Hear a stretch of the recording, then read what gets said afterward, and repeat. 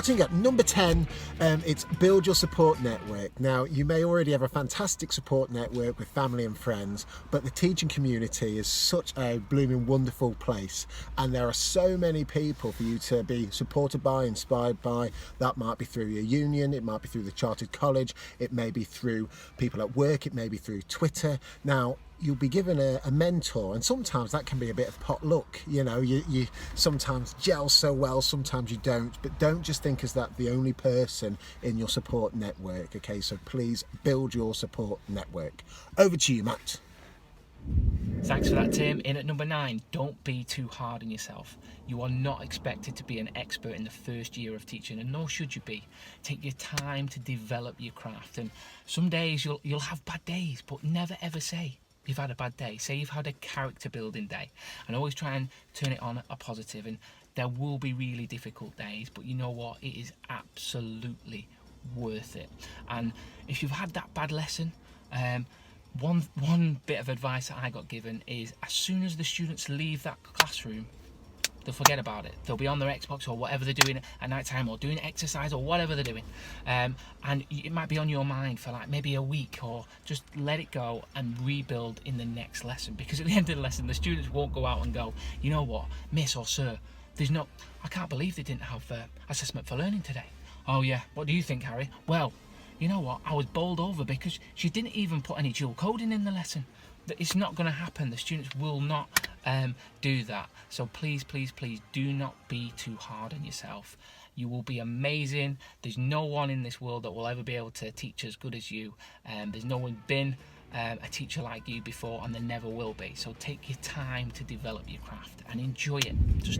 Thank you very much for that, Matt. Now, in at number 8 is get to know your pension. Your pension is something that I had no idea about, and got very frustrated that it got taken out my pay packet every single month. Now, obviously, do not take financial advice from someone who pretends to drive a car on Twitter with one of his best friends. However, get to know your pension. It's a phenomenal thing where we pay in, but also the school we work for pay in, and also the government pay in. And there are some other benefits as well, death benefits. And on teacher pensions, you're able to log in, you're able to see how much you're going to get out from it. It's really interesting, it's really beneficial. So my next tip would be get to know your pension. Thanks for that, Tim. In at number 7, positive phone calls home. Now, this was an amazing bit of advice that I got given when I was in my 2nd year of teaching. And I had that sort of class where you dread and you think, oh no, I've got that class tomorrow. Oh no, you check on the register and you think, oh, those students are in today, oh no. But the key thing is to try and make sure when you're in that classroom, try and catch the students doing something good and let them know, okay? And even if you've got that particular class or those students that you're finding it difficult, try and find a positive every single lesson, as many positives as you can for those students, and do a phone call home, because those particular types of students may not get positive phone calls home. And I remember doing that phone call to one of the students, and I said, you know what, at the end of the lesson, I'm going to phone your dad and let him know how amazing you've been. She said, really? Oh, no, really? And I did that phone call. I said, hello, Mr. Smith. Yeah, Harry's been amazing today. He was like, what? You're joking? I normally get negative phone calls. I said, well, when he gets home, give him a good pat on the back from me and let him know that I'm really proud of him. And then that student, for the majority of the year, was absolutely amazing.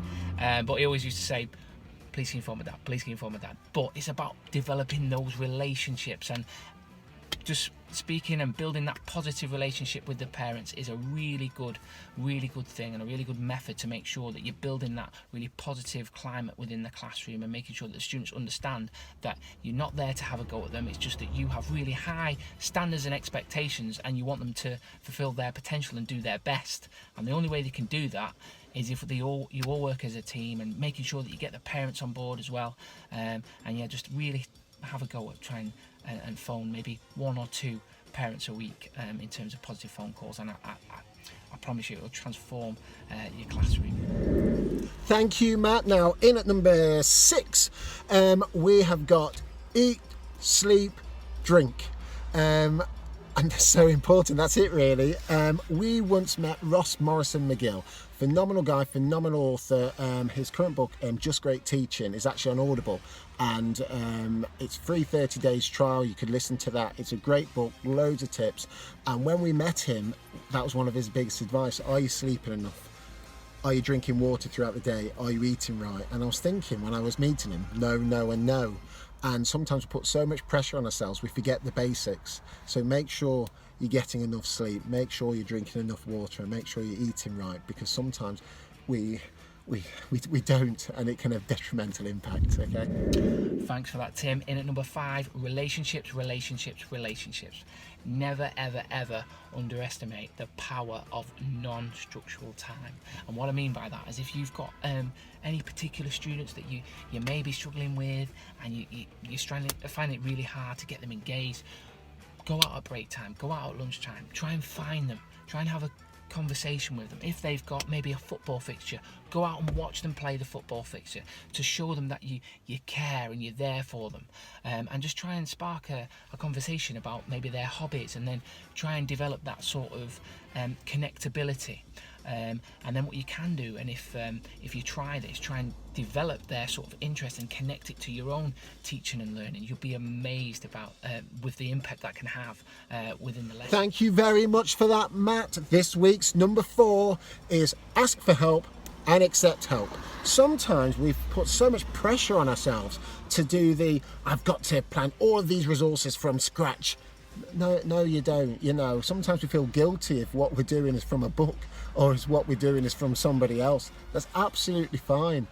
A lot of our ideas aren't going to be completely unique, and that's absolutely fine.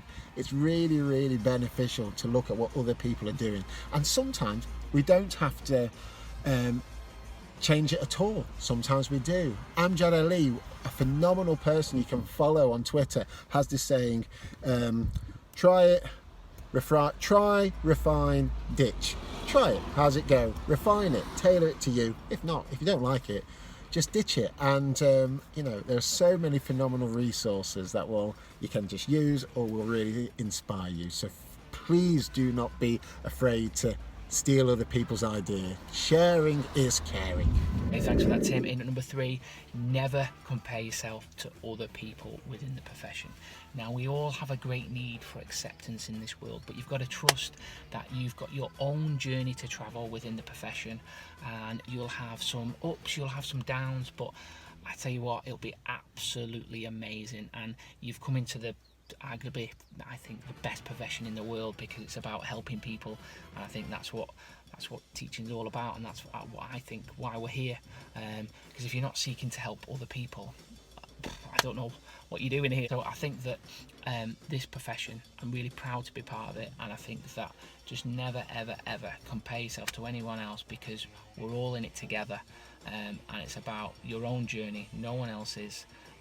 And just do what's best for you and your family within your career, and just, like I always said, just enjoy it, because it really is the best profession in the world, and I'm so proud to be part of it. Now, in at number 2, get organised. Now, when I mean this, I say don't do too much in the summer before that. You know, people put so much pressure on themselves. Enjoy your holiday before, that's vital.